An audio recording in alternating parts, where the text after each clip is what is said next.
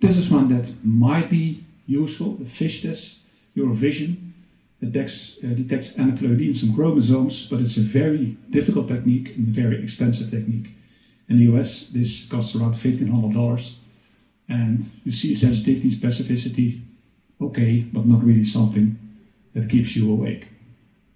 And the same goes for the NP22 test. That's a dipstick, that's convenient, takes around 30 minutes. We all now know these dipsticks for COVID testing. This is more or less the same. You just don't put your nose in that, but urine. But you see sensitivity, specificity is not really very good. That's not what you want to have. This is, by the way, used in the German BASF company for screening.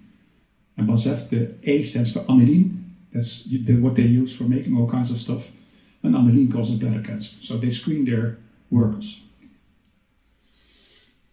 So this is a review from 10 years ago. The markers that we have a little bit higher sensitivity than cytology. Well, of course, because cytology has a very low sensitivity.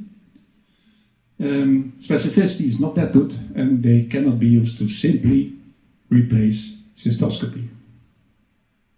That was some years ago. Can we use better imaging in follow-up? Well, you can do blue light, like I showed you in the movie, also with flexible cystoscope. Has been done in a few studies. It's not available in a lot of clinics. We tried that, but then you see something, you can't do anything. So it's possible, but I don't think it's done a lot for follow-up. And maybe you and I have NBI, narrowband imaging. That's a sort of optical tool to improve what you see in the bladder. For me, it's not really very good. I'm colorblind, so I don't really see the difference.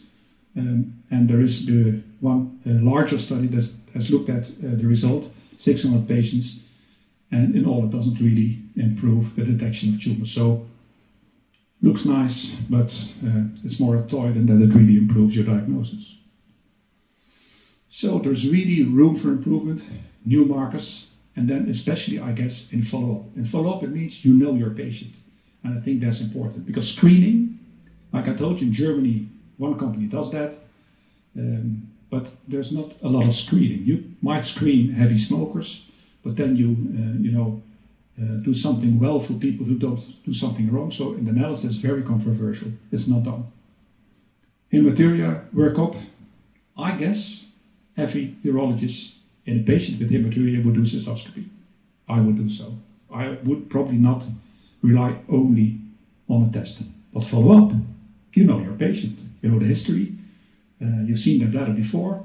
That might be a good patient cohort to do a marker.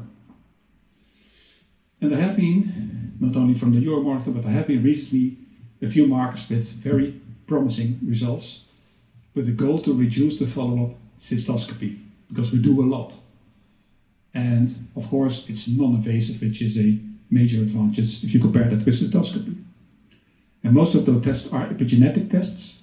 And epigenetics are factors, external factors, that switch on and off genes, and that affects how cells read genes without altering the underlying DNA sequence. And they are used in cancer development, progression, and even in therapy, like Hugo already suggested. And you have aberrant DNA methylation, histone modification, and non-coding RNA. So there are several kinds of epigenetics that you can use. And why are they important for bladder cancer? Well, the current methods, and you all know that, and if you work in the lab, the high throughput sequencing makes it much easier, much faster.